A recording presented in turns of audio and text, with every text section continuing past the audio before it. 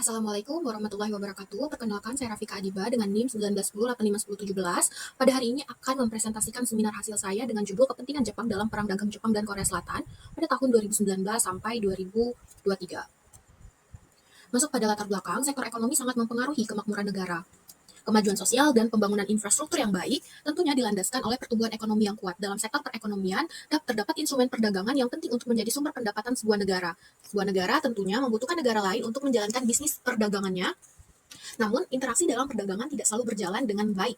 Akibatnya terjadilah konflik yang dapat disebut dengan perang dagang. Perang dagang adalah konflik ekonomi antara negara dengan melibatkan penerapan kebijakan proteksionisme dalam bentuk hambatan perdagangan.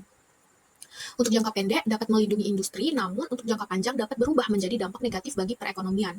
Saat ini, salah satu perang dagang yang terjadi adalah dua negara di kawasan Asia Timur, yakni Jepang dan Korea Selatan.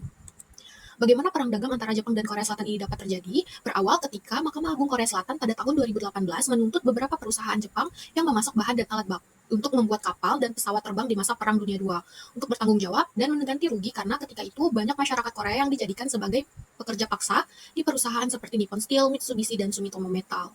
Namun sebenarnya perang dagang yang terjadi tersebut juga berakar dari adanya luka masa lalu yang berkaitan dengan isu comfort woman, di mana banyak wanita Korea Selatan yang dijadikan sebagai budak seks ketika Jepang menduduki Korea pada tahun 1910 sampai 1945. Padahal Jepang telah meminta maaf dan kedua negara tersebut telah melakukan perjanjian penormalisasian pada tahun 1965.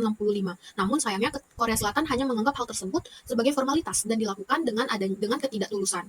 Akibatnya Jepang mengeluarkan kebijakan membatasi dan memperketat ekspor bahan baku semikonduktor yang sangat dibutuhkan oleh Korea Selatan sebagai negara dengan industri teknologi yang cukup besar. Secara tidak langsung, Jepang menerapkan kebijakan tersebut juga untuk membuat Korea Selatan mengalami kerugian. Padahal secara tidak langsung juga yang mengalami kerugian adalah Jepangnya sendiri. Karena akibat dari hal tersebut, Korea Selatan memboikot produk-produk yang berasal dari Jepang. Sehingga akibat tagar boikot Jepang itu, ekspor Jepang ke Korea Selatan berkurang sebanyak 46,6 miliar yen Jepang. Dan wisatawan Korea Selatan ke Jepang menurun sebanyak 10%.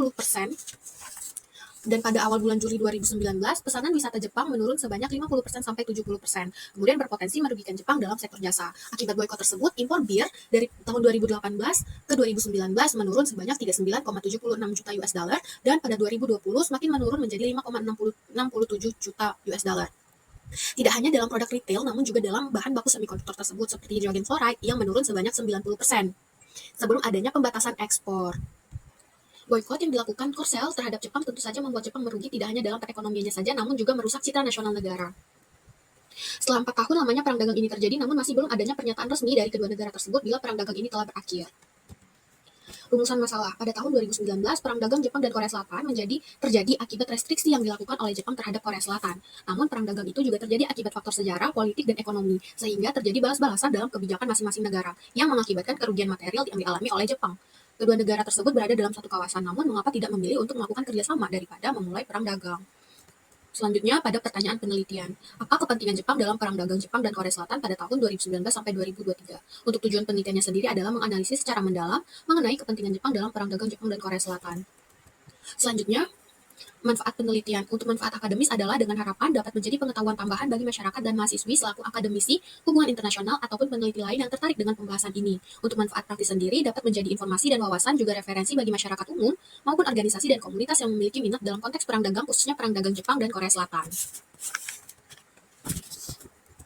Untuk slide 7, tinjauan pustaka menggunakan 5 referensi, yaitu Ketegangan Hubungan Jepang-Korea Selatan dan Implikasinya oleh Lisbeth, kemudian The Role of Historical Memory in Japan, South Korea Relation oleh Konsultasi Tionian, kemudian Kepentingan Jepang membatasi ekspor bahan baku semikonduktor ke Korea Selatan oleh Lukluk Nurbaiti, selanjutnya Boycotting Japan, Explaining Divergence in Chinese and South Korean Economic Backlash oleh Christine Vekasi dan Nam Ji-won, yang terakhir adalah Korea Economic Relation with Japan oleh Kim Ju-pan. Untuk kerangka konsep sendiri, dalam penelitian ini saya menggunakan konsep kepentingan nasional oleh Charles Chong Han Woo, di mana dalam bukunya Woo yang berjudul Understanding the Structure and Contents of National Interest and Analysis of Structural Equation Modeling, kepentingan nasional merupakan kepentingan vital yang dimiliki oleh suatu negara yang di dalamnya terdapat kepentingan keamanan dan kesejahteraan ekonomi. Setiap negara memiliki kepentingan yang berbeda, sehingga hasilnya juga akan berbeda satu sama lain. Woo menjelaskan dalam melihat kepentingan nasional ada 3 variabel seperti security, community concern, dan ekonomi. Untuk melihat apakah negara memiliki kepentingan keamanan, maka ada 3 indikator di dalamnya seperti aliansi, capability, dan nuklir yang dapat dianalisis. Maka akan tergambar jelas apakah negara memiliki kepentingan dalam keamanan atau tidak. Yang kedua adalah kepentingan ekonomi. Negara lebih memperhatikan kepentingan ekonomi daripada isu keamanan. Negara dengan kepentingan ekonomi yang sama cenderung lebih mudah untuk saling berafiliasi. Menurutku, dalam kepentingan ekonomi yang dapat dianalisis adalah perdagangan yang berorientasi pada keuntungan, lalu keterbukaan pasar atau openness dan FDI, foreign direct investment atau investasi asing langsung. Selanjutnya adalah community concern. Menurutku, negara dengan persamaan ideologi yang terikat dalam satu organisasi yang sama dan dengan berlandaskan demokrasi cenderung lebih mudah untuk mengembangkan kepentingan dan kebijakan yang sama. Metode penelitiannya sendiri, dalam hal ini, saya menggunakan pendekatan kualitatif dengan jenis penelitian deskriptif analitis. Batasan penelitiannya adalah 2019, awal mulanya perang dagang, sampai 2023 belum adanya pernyataan resmi dari kedua negara. Untuk unit dan tingkat analisis sendiri adalah unit analisisnya Jepang, unit eksplanasinya perang dagang Jepang dan Korea Selatan, untuk level analisisnya adalah negara. Untuk teknik pengumpulan datanya, saya menggunakan data sekunder berupa studi pustaka. Untuk teknik analisis data, saya menggunakan reduksi data, penyajian data, dan akhirnya penarikan kesimpulan untuk mendapatkan hipotesis dari penelitian dalam menjawab pertanyaan penelitian. Untuk sistematika penulisannya, bab 1 itu berisi pendahuluan di mana ada latar belakang, rumusan masalah, pertanyaan penelitian, dan berbagai hal lain yang telah dijelaskan seperti sebelumnya. Untuk bab 2, hubungan bilateral Jepang dan Korea Selatan, berisi bersejarah hubungan Jepang-Korea Selatan, isu-isu sensitivitas Jepang-Korsel, juga kerjasama dalam ekonomi politik. Untuk bab 3-nya, perang dagang Jepang dan Korea Selatan pada tahun 2019 sampai 2023, di mana berisi latar belakang perang dagang, kebijakan ekspor Jepang, reaksi Korea Selatan, dan berbagai hal lain yang terkait dengan perang dagang Jepang dan Korea Selatan. Untuk bab 4, kepentingan Jepang dalam perang dagang Jepang dan Korsel. Bab ini akan menganalisis kepentingan Jepang berdasarkan variabel dan indikator yang telah dijelaskan sebelumnya menggunakan kerangka konsep dari Charles Chong-Han-Woo. Bab 5 sendiri adalah penutupan, di mana berisi kesimpulan dan penelitian, juga saran untuk peneliti selanjutnya. Selanjutnya memasuki bab 2, membahas mengenai hubungan bilateral antara Jepang dan Korea Selatan. Dimulai dengan sejarah kedatangan Jepang ke Korea Selatan. Jepang merupakan negara yang terletak di kawasan Asia Timur. Jepang sendiri menjadi negara tertinggal akibat dikuasai oleh pemerintahan militer yang menolak adanya pengaruh asing, dengan sebutan pemerintah Shogun, yang pada tahun 1868 pemerintah Shogun berakhir dan tergantikan oleh restorasi Meiji. Dengan adanya restorasi Meiji membuat Jepang menjadi negara berkembang dengan berbagai perubahan positif yang cukup pesat. Akhirnya Jepang berhasil mengangkat harkat dan martabat negara bangsanya. Di bawah pimpinan restorasi Meiji, Jepang mengalami berbagai modernisasi yang meniru gaya barat, sehingga terjadilah transfigurasi yang membuat Jepang bersifat imperialis. Sifat tersebutlah yang kemudian membuat Jepang ingin menaklukkan Korea dan Manchuria. Untuk kepentingan ekonomi juga politik. Bagi Jepang, Korea adalah langkah pertama untuk dijadikan batu loncatan dalam menguasai kawasan Asia Timur sebagai dominasi regional. Selanjutnya, hubungan bilateral antara Jepang dan Korea Selatan di era kolonialisme. Menurut Yamagata Aritomo sebagai Menteri Perang pada tahun 1876, siapapun yang dapat menguasai semenanjung Korea maka akan memiliki kendali yang besar atas wilayah Asia Timur. Untuk menjadi kekuatan yang besar dalam kawasan Asia, Jepang membutuhkan kolonialisasi. Jepang mulai memasuki wilayah jajahannya yaitu pada tahun 1910 dengan 3 fase. Yang pertama, fase pemerintahan militerisasi dari tahun 1910 sampai 1919. Di fase tersebut, semua masyarakat Korea dikendalikan oleh sistem yang sepenuhnya merebut kebebasan dasar dan hak masyarakat Korea. Sehingga pada tanggal 1 Maret tahun 1919, demonstrasi besar-besaran terjadi dan kejadian tersebut membuat Jepang meringankan konstruksi dalam sistem dan peraturan terhadap masyarakat sipil di Korea.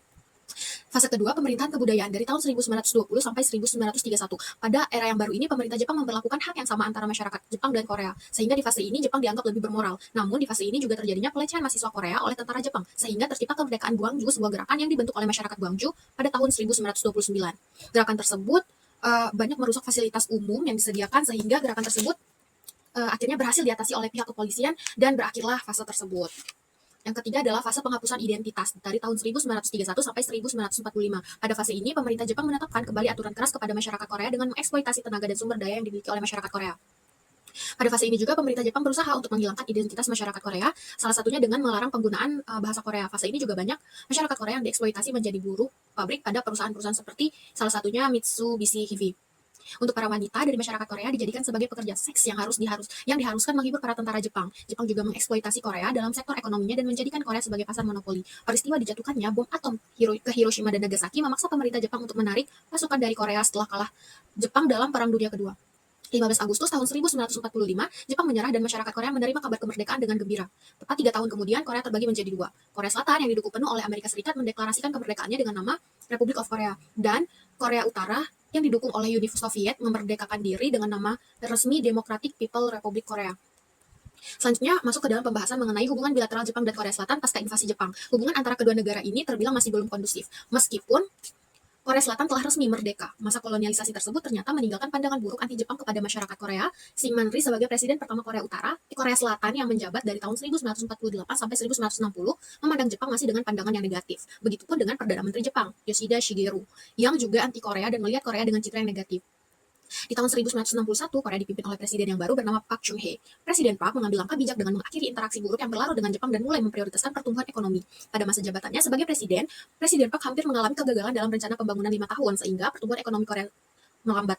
Dengan begitu, Presiden Park membutuhkan Jepang sebagai penekan modal asing sehingga Presiden Park pun mulai memperbaiki hubungan dengan Jepang dan melakukan penormalisasian hubungan. Lanjut pada hubungan Jepang-Korea Selatan mengenai perjanjian hubungan dasar.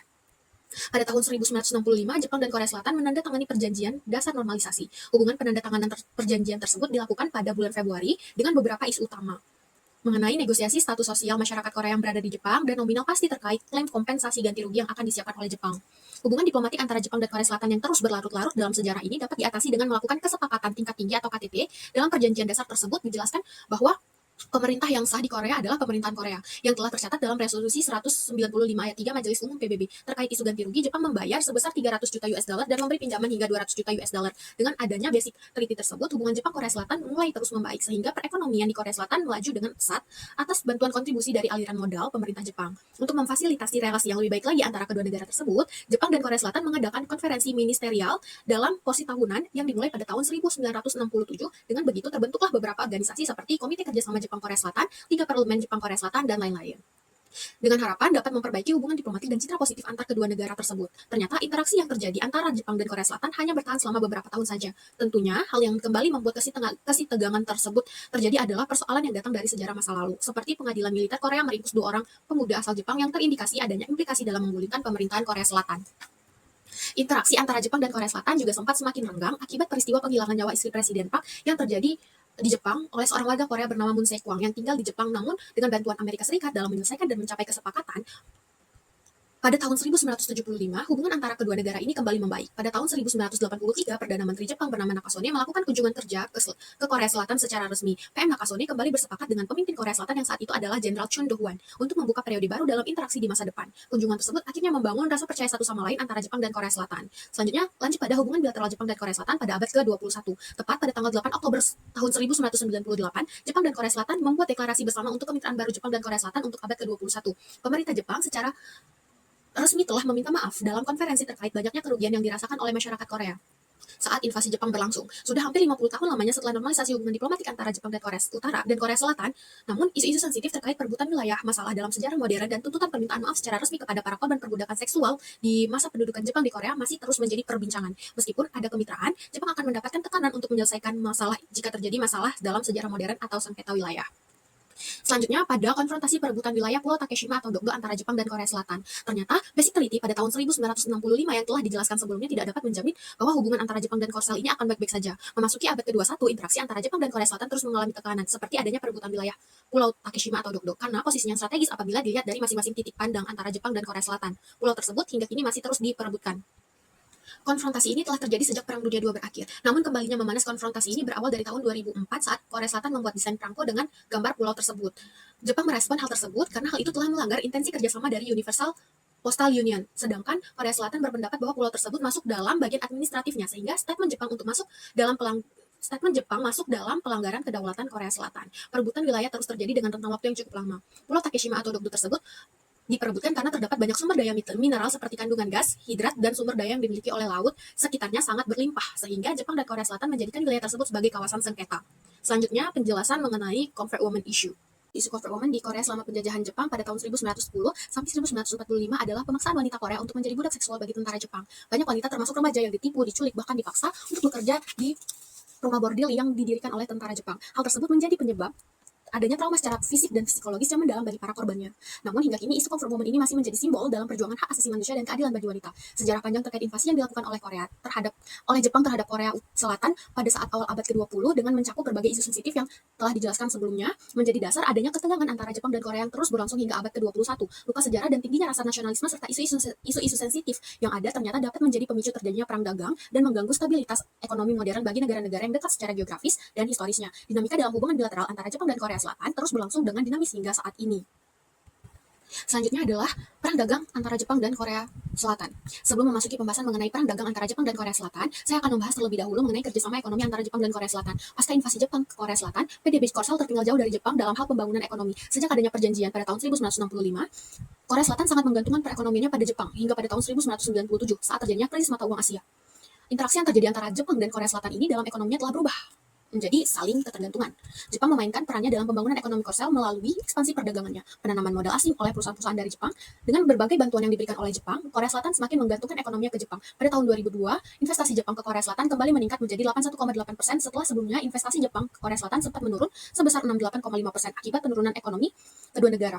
Sejak tahun 1962, Jepang telah menginvestasikan dananya sebesar 13,1 miliar dolar Amerika Serikat. Jepang dan Korea Selatan terus mengembangkan dan mengusahakan berbagai kerjasama, khususnya dalam berbagai sektor ekonomi dan industri teknologinya. Karena adanya krisis ekonomi yang terjadi pada tahun 1997, pada September tahun 1998, Duta Besar Jepang untuk Korea mengusulkan pembentukan JKFTA atau Japan Korea Free Trade Agreement, yang kemudian dimanfaatkan dengan baik oleh kedua negara tersebut. Namun dalam proses untuk mengesahkan dan menginisiasi JKFTA tersebut tidaklah berjalan dengan semudah itu. Adanya kekhawatiran mengenai defisit dalam perdagangan yang akan dirasakan oleh Jepang dan Korea Selatan menjadi salah satu alasan utama yang berpengaruh terhadap negosiasi JKFTA. JKFTA ini dinegosiasikan dengan tujuan dapat memberikan berbagai fasilitas atau sebagai fasilitator dalam banyak perjanjian perdagangan.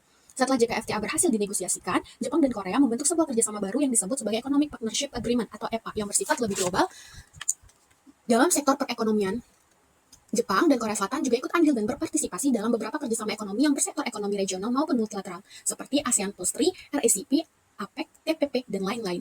Jepang dan Korsel bersama dengan Cina juga sedang menegosiasikan kerjasama ekonomi pertama dalam kawasan Asia Timur, yaitu China-Japan-Korea Free Trade Agreement atau CJKFTA. Terbentuknya kerjasama ekonomi antara Jepang dan Korea Selatan membuktikan bahwa kedua negara ini memiliki potensi relasi yang sama dan saling bergantung. Setelah mengetahui bagaimana kerjasama ekonomi antara Jepang dan Korea Selatan, saatnya membahas mengenai awal mula perang dagang antara Jepang dan Korea Selatan tahun 2019 sampai 2023. Yang akan dimulai dengan pembahasan mengenai perkembangan bahan baku semikonduktor yang menjadi alasan terjadinya perang dagang Jepang Korea Selatan. Jepang mulai mengembangkan perindustrian semikonduktor sejak tahun 1960 dengan mengadopsi sistem substitusi dari Amerika Serikat dan Eropa. Berkat usaha tersebut, Jepang mampu memproduksi dan mengekspor semikonduktornya sendiri, bahkan mengungguli perusahaan-perusahaan dari Amerika Serikat dalam produksi memori dan chip semikonduktor, sehingga mencapai puncak kesuksesan global di industri tersebut pada tahun 1980-an. Jepang mendominasi pasar semikonduktor hingga pada tahun 1990-an, dengan hampir setengah dari total produksi global berasal dari Jepang. Namun, dominasi tersebut hanya bertahan selama 10 tahun karena tekanan dari Amerika Serikat yang menuduh Jepang bahwa Jepang melakukan praktik dumping, serta karena pembengkakan ekonomi Jepang hingga menyebabkan penurunan produktivitas. Korea Selatan kemudian muncul sebagai pesaing baru, menurunkan pangsa pasar Jepang pada tahun 2000-an. Meskipun begitu, Jepang tetap menjadi eksportir utama di bidang peralatan manufaktur semikonduktor, terutama pada tahun 2014 dan berhasil meningkatkan ekspor dari tahun 2011 hingga 2018. Korea Selatan menjadi salah satu negara tujuan ekspor semikonduktor Jepang. Jepang mengekspor bahan baku penting seperti fluoride polyamide sebanyak 93%, fotoresin sebanyak 91%, dan hydrogen fluoride sebanyak 43,9% ke Korea Selatan. Selanjutnya, masuk pada mekanisme perang dagang. Yang pertama adalah pemberlakuan pembatasan ekspor bahan baku semikonduktor oleh Jepang. Ketegangan antara Jepang dan Korea Selatan memburuk pada akhir tahun 2018. Ketegangan ini berkaitan dengan masalah sejarah saat Jepang menginvasi Korea pada periode 1910 sampai 1945. Mahkamah Agung Korea Selatan menuntut ganti rugi dari Jepang, termasuk dari perusahaan-perusahaan besar seperti Nippon Steel dan Mitsubishi Heavy, yang memicu konflik dalam hubungan kedua negara tersebut. Jepang menolak membayar kompensasi ganti rugi karena merasa hal tersebut telah diselesaikan melalui Basic Treaty pada tahun 1965, dan hal tersebutlah yang membuat Jepang merasa gusar, sehingga mengeluarkan kebijakan pembatasan pada ekspor bahan baku semikonduktor ke Korea Selatan. Kebijakan tersebut dikeluarkan pada tanggal 4 Juli 2019, dan kebijakan tersebut berdasarkan pada Undang-Undang Devisa dan Perdagangan Luar Negeri yang terdapat pada pasal 25 ayat 1 dan pasal 48 ayat 1. Kebijakan Jepang yang memperketat izin ekspor ke Korea Selatan tersebut berdampak negatif bagi Korea Selatan sendiri, menyebabkan keterlambatan dan kerugian dalam bisnis semikonduktor. Konflik ini kemudian berkembang menjadi sengketa dagang, di mana kedua negara tersebut saling mengeluarkan satu sama lain dari whitelist perdagangan atau mitra dagang terpercaya. Dengan Korsel resmi mengumumkan permasalahan pembalasannya pada 12 Agustus tahun 2019, dan Jepang memperlakukannya pada 28 Agustus 2019. Korea Selatan juga memutuskan untuk membatalkan perjanjian Gesomia yang merupakan kerjasama berbagi intelijen militer dengan Jepang, sebagai respon terhadap kebijakan Jepang yang membatasi ekspor bahan baku semikonduktor ke Korea Selatan. Keputusan tersebut berdampak negatif terhadap hubungan keamanan dan ekonomi kedua negara, terutama karena Korea Selatan sangat bergantung pada bahan baku semikonduktor dari Jepang untuk industrinya. Kebijakan tersebut juga mempengaruhi rantai pasokan industri elektronik di Korea Selatan, yang berdampak pada produksi komponen penting seperti mikroprosesor dan chip. Dampak yang dirasakan akibat dari restriksi tersebut bukan hanya dari pihak Korselnya saja, tapi juga Jepang merasakan dampak yang buruk, seperti pemboikotan produk Jepang oleh masyarakat Korea Selatan. Sebagai respon terhadap restriksi Jepang ke Korea Selatan, masyarakat Korea Selatan melakukan demonstrasi dan menyuarakan boikot terhadap produk impor dari Jepang, baik melalui sosial media dengan tagar seperti Boycott Japan maupun di lapangan secara langsung. Pemboikotan ini berdampak pada larangan penjualan produk-produk Jepang di Korea Selatan, terutama yang berlabel Made in Japan. Aksi boikot yang dilakukan oleh masyarakat Korea tersebut tidak hanya dilakukan di media sosial saja, tapi juga dalam bentuk fisik seperti poster dan situs web. Gerakan boikot tersebut mempengaruhi berbagai sektor termasuk barang konsumsi seperti pakaian, rumah tangga, dan mobil. Aksi ini berimbas pada penurunan penjualan produk-produk Jepang di Korea Selatan hingga angka yang signifikan. Selanjutnya adalah penurunan perdagangan Jepang terhadap Korea Selatan. Dampak signifikan dari aksi boikot terhadap produk Jepang di Korea Selatan adalah penjualan berbagai produk Jepang seperti mobil, bir, kosmetik, dan alat tulis mengalami penurunan drastis, dengan beberapa kategori mencapai penurunan lebih dari 90%. Meskipun aksi boikot sempat mereda, namun penurunan penjualan tetap berlanjut hingga tahun 2020. Hal tersebut menunjukkan pengaruh besar aksi boikot terhadap ekonomi dan perdagangan produk Jepang di Korea Selatan. Akibat restriksi tersebut, Jepang juga mengalami penurunan dalam ekspornya ke Korea Selatan dengan nilai sebesar lebih dari 46,6 miliar yen dalam waktu 1 tahun. Jepang juga merugi dalam pariwisatanya akibat boikot yang terjadi. Sosialisasi dari gerakan boikot ini sangat mudah diterima oleh masyarakat Korea, sehingga penjualan produk impor dari Jepang menurun drastis. Banyak perusahaan Jepang terkena imbas boikot ini dan mengalami kerugian besar. Kebijakan pembatasan ekspor oleh Jepang ini disebut sebagai fenomena perang dagang yang melibatkan penerapan pembatasan perdagangan antar kedua negara.